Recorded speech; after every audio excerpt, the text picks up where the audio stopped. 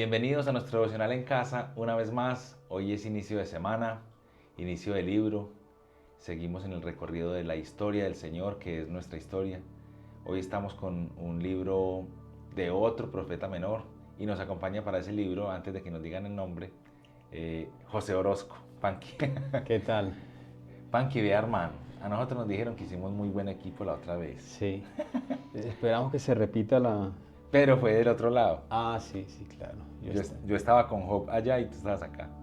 Sí. Pero para los que nos ven, la conversación se pone buena porque Panqui y yo entre pasillos también conversamos mucha cosita. Entonces aquí es seguir extendiendo esas conversaciones. Panqui, ¿cuál va a ser el libro hoy? El libro de hoy y de esta semana va a ser Nahum. Realmente un libro no tan indagado, no tan leído, no tan proclamado en las iglesias. A veces no es tan fácil leerlo, la verdad. Pero cuando entramos dentro del libro, de lo que dice, los detalles, encontramos una riqueza acerca del carácter de Dios, principalmente de sus propósitos, que vale la pena como sentarse ahí, meditar, dejarse ministrar por la palabra. Así que hoy y durante toda la semana estaremos en el libro del profeta Nahum. Nahum, de una vez les digo, muy al final de esta semana, que estábamos hablando, vamos a tener relación con el libro que acaba de pasar. Cuéntanos un poquito de eso, para dejar un poquito ahí el... Sí, de una vez anticipadamente, Nahum profetiza contra Nínive. Y para nosotros es, cuando escuchamos la palabra Nínive, enseguida pensamos en el libro de Jonás. No pensamos que Nahum está relacionado con Nínive, es decir, como no lo conocemos tanto como Jonás, que es un libro muy popular realmente de la Biblia, las imágenes que trae, el pez, todo ese tema, el juicio de Dios, el arrepentimiento.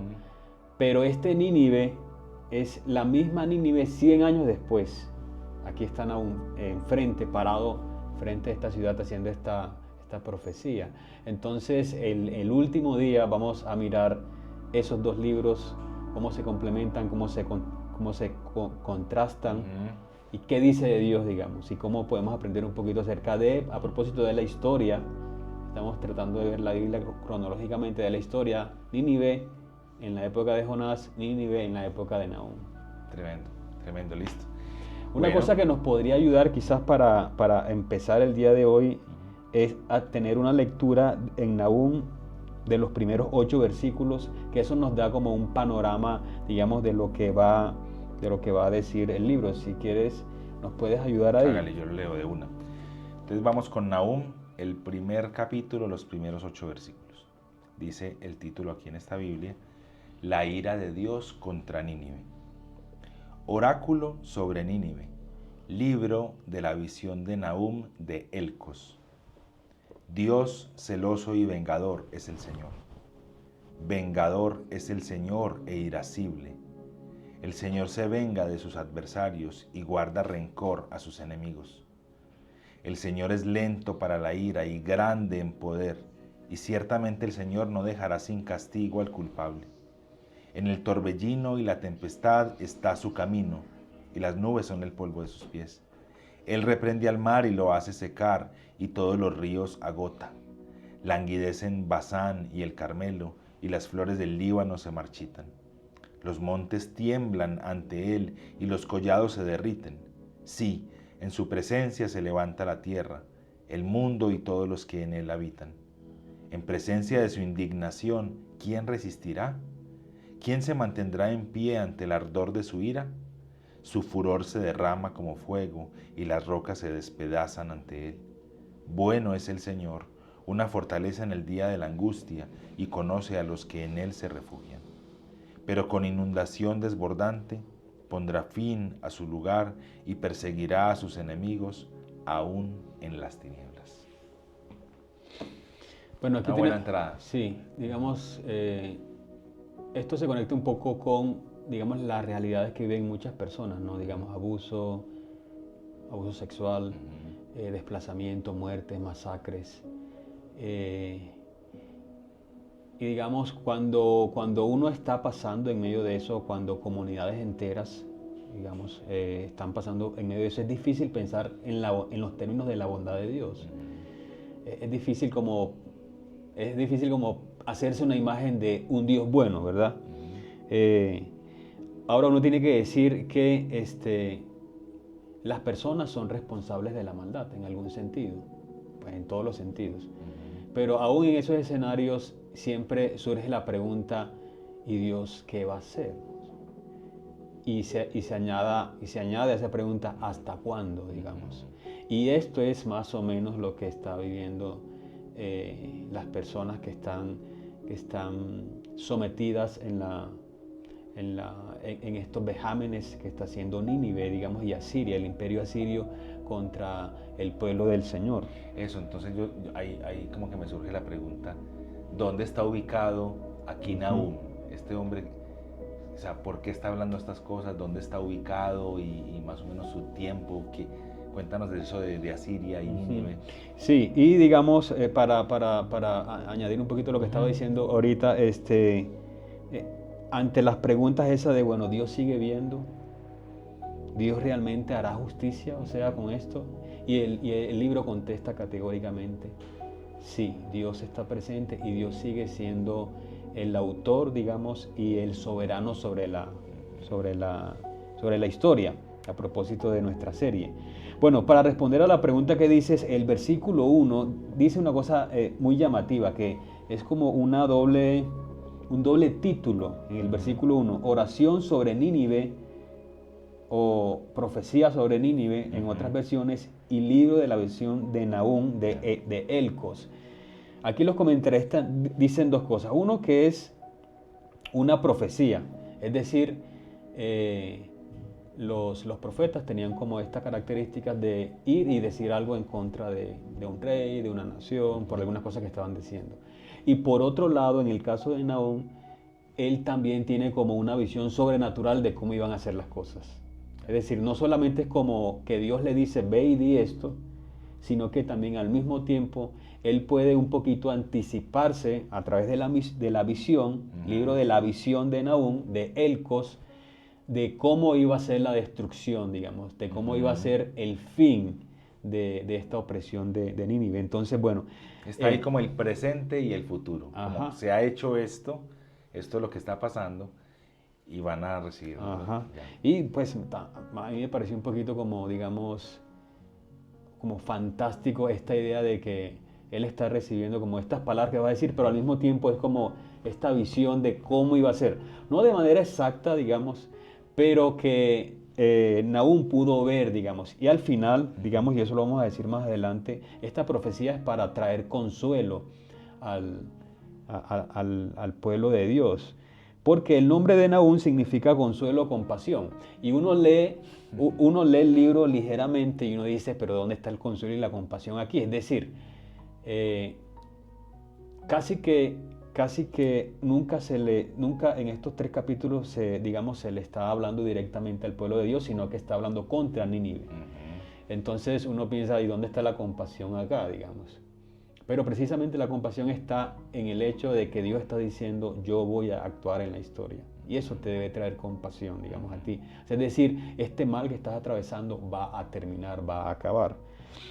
Entonces, eso es un poquito acerca del nombre de Nahum. De la procedencia de Nahum, ahí dice que es de Elcos. Es una ciudad que en general los comentaristas no se ponen de acuerdo o no hay una claridad exactamente a dónde quedaba situada. Podía estar cerca de Nínive, cerca de Judá. Digamos que eso en algún sentido también es como irrelevante para el desarrollo de todo lo que se está contando acá, pero digamos que es un dato que está ahí, digamos. Y cuando profetizó, la mayoría de los estudiosos ubican el libro de Nahum antes de la destrucción de Tebas, que aquí se menciona en el 664 a.C., y antes de la caída definitiva de Nínive, que eso sí hay una fecha, digamos, muy certera, que es el 612 a.C. Durante ese tiempo fue la profecía. Es decir, que en algún sentido Nahum hizo esta profecía anticipando como el colapso de Nínive y del imperio asirio, que era un gran imperio, es decir, como que es como esta imagen como uno hizo una gran ciudad, hizo una montaña grande y ver esa ciudad imponente, gigante, llena de edificios y que uno sabe que hay poder detrás de esa ciudad y uno debe decir, tú te vas a acabar en algún momento, no va a existir una piedra sobre piedra en este lugar. O sea, nadie se podía imaginar eso de Asiria y de Nínive. Y sonaba muy atrevido también. Sí, o sea, sonaba muy revolucionario, muy atrevido, muy descabellado, porque, o sea, ¿cómo se te ocurre decir eso? ¿Cómo O se va a sea, acabar esto que vemos tan sí, fuerte y tan sólido? sí, este poderío militar, estas armas, todo, Economía. la economía, todo el miedo que generaban ellos ante Y las... también la parte religiosa, que estas naciones eran fuertes en sus dioses y cultos Ajá. a deidades. Y pensar que un profeta, digamos, de una procedencia, digamos, más bien marginal, se para enfrente de esa gran ciudad y dice, tú te vas a terminar en algún momento. Entonces, ese es un poquito... Ahora, parte del contexto histórico es lo que mencionamos, que vamos a, digamos, a adentrarnos un poquito más el último día de esta semana, que es que 100 años antes, esta misma ciudad fue donde Jonás fue y predicó, digamos, a regañadientes, como ya nos comentaron la semana pasada. Y 100 años después, pues aquí nos contaron del arrepentimiento, ¿verdad? Y realmente el libro de Jonás es tan poético, tan bonito, y uno pasa a la página y encontrarse con esta historia, digamos. El arrepentimiento no duró, se levantó una nueva generación y con el tiempo volvió la violencia, el orgullo regresó y la crueldad aumentó. Sí, porque los asirios eran conocidos por la forma tan cruel de hacer guerra o de invadir a otros pueblos o de apoderarse de... Ajá. O sea, Nínive era símbolo precisamente de eso, digamos, para el resto de naciones y de pueblos. Era un símbolo de opresión, de guerra, de saqueo, de arrogancia y de destrucción humana. Es decir, tenían todas las etiquetas, digamos, pues de una gran nación, pero de una nación que hacía las cosas mal, digamos. Y aquí Nahum anuncia algo importante, que Dios va a juzgar a esta nación. Entonces, bueno, ese es parte como del contexto de este libro de Nahum. Y digamos que el tono que está usando aquí Nahum para comenzar pues a escribir esta visión, este oráculo, o sea, realmente es muy fuerte. Sí. Como deja ver Dios acá, dice, por ejemplo, vengador es el Señor e irascible. Hay que también, digamos, entender que las palabras que se usan acá no contradicen el carácter del Señor, sino que es también un buen uso de las palabras de quien escribe. Esa es la revelación del Señor, es decir, el Señor está dejando ver su carácter justo aquí, pero el autor está poniendo también unas palabras que tienen que ver con su momento. Es que lo que necesitamos es un Señor que nos rescate y no va a estar contento. Sí, digamos, y parte de lo que dices, no lo iba a decir ahora, pero me hizo acordar que algunos comentaristas ven a Nahum como con ojos de sospecha por su lenguaje nacionalista, digamos. Ya. Es decir, porque tú no ves que en ningún momento en el libro de Nahum que él está, digamos, está como acusando el pecado del pueblo de Dios, en ningún momento. Pero sí tiene toda la artillería para acusar y decir, Nínive, eres lo peor y Dios te va a caer. Entonces, algunos comentaristas ven con un poco de sospecha a Nahum, pero eso, lo que dicen aún está muy relacionado con el carácter de Dios. Y ahí, eso es lo siguiente que quería decir. Digamos, no estamos diciendo con esto que Dios es nacionalista. Sí, que Dios no es nacionalista, que pareciera, por lo que dice Nahum, sí, como que en la forma en que se expresa, ¿no? Y ahí va más adelante, hay otras expresiones mucho más fuertes, digamos. Pero Mira que en el 7 reitera el carácter de Dios, que eso es algo muy importante. Desde el 6, en presencia de su indignación, ¿quién resistirá? ¿Quién se mantendrá en pie ante el ardor de su ira? Su furor se derrama como fuego y las rocas se despedazan ante él. Bueno es el Señor, una fortaleza en el día de la angustia, y conoce a los que en él se refugian. Hay como que ese puntito. Sí, y eso está conectado con, digamos, hay unos temas que se mueven ahí en el libro de Nahum, hay por lo menos 3. Ujú. El primero es que Dios gobierna sobre las naciones. Aunque parecía que Asiria era como invencible, Nahum deja claro a través de esta profecía que ningún imperio está por encima de Dios. Y eso debe ser una cosa que uno debe recordar en estos tiempos, digamos. Uno siempre quiere estar con el que tiene más poder, más influencia, más armas, porque uno quiere cubrirse debajo de esa persona, tener algo de seguridad. Sí, la confianza. Y si no vamos a decir nombres acá, pero si uno pensara cuál sería como el equivalente a Siria en este momento, digamos. Bueno, Para nación es fuerte, indestructible. para esa nación, el libro de Nahum le está diciendo, ningún imperio, ninguna nación está por encima de Dios. El segundo tema es que Dios es paciente, pero su paciencia tiene límites. Es decir, en la Biblia se menciona muchas veces que Dios es paciente para la ira y Es tardo Ajá. para la ira. Pero también tenemos que decir, y eso se ve evidentemente en el libro de Nahum, que la paciencia de Dios tiene límites. Dios soportó durante mucho tiempo la maldad de Nínive, la soportó, pero el juicio llegó finalmente. Y encontré una frase de Sproul que habla acerca de esto que quería como leerla acá para todos. La gracia de Dios no es infinita. Dios es infinito y Dios es misericordioso. Experimentamos la gracia de un Dios infinito, pero la gracia no es infinita. Dios pone límites a su paciencia y tolerancia. Nos advierte una y otra vez que algún día llegará el momento decisivo y su juicio se derramará. Entonces, Nahum nos recuerda eso, que la paciencia de Dios no significa aprobación del pecado. Es que si fuera así, también fuera como una contradicción de parte de Dios. Es decir, como, bueno, eso es injusticia. No, pues adelante con lo que estás haciendo, yo soy misericordioso. No, sería una contradicción evidente de un atributo de Dios que es justo, digamos. O sea que aquí entendemos es que el Señor es paciente para su juicio. Ajá, exactamente, sí. Pero que el juicio llega.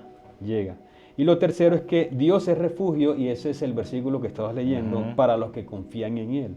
En medio de un libro lleno de juicio aparece una declaración preciosa, que es la que acabas de leer. Sí. Bueno es el Señor, una fortaleza en el día de la angustia, y conoce a los que en Él se refugian. Entonces, el mismo Dios que juzga el mal, protege a los suyos, escucha su clamor y sostiene a quienes confían en Él. Vuelve ahí como la relación que siempre hemos visto en estos libros, en lo que vamos de la historia y el recorrido, y es la relación segura, la relación de salvación, la relación es en Él. No es haciendo cosas, no es en el rito, no es en la ley, es en Dios. Y Dios siempre queriendo que la relación sea con Él. Tremendo eso. Bueno, y yo creo que para ir como cerrando un poquito de este abrebocas del libro de Nahum, algunas características llamativas que cuando ustedes leen, ustedes pueden leer todo el libro, digamos leerlo por primera vez puede ser como que uno no alcanza a identificar como todos estos elementos, pero cuando uno lo lee varias veces, uno puede leer, por ejemplo, que hay del capítulo 1, del verso 1 al verso 8 es un himno, digamos, y es un acróstico según los comentaristas. También hay del verso 12 al verso 15 hay una oración, un oráculo de salvación, que es un poco un clamor hacia Dios. Y también, curiosamente, bueno, el libro está lleno de eso, de sátiras, de sarcasmo. Hay un cántico burlesco en el capítulo 2, versos 11 al 13. Quizás lo vamos a ver más adelante, digamos. Entonces, lo que dicen los comentaristas es que Nahum tiene un lenguaje como muy depurado, muy fino, tiene una poesía, digamos, que a veces es difícil como interpretarla por las imágenes, por los cambios de ritmo que tiene. Por ejemplo, acá en el capítulo 3, del 2 al 3, hay un retrato de cómo es un campo de guerra, pero lo dice como con palabras, con frases corticas, punzantes, con ritmo. Y esa es parte de las características, digamos, como literaria de este libro.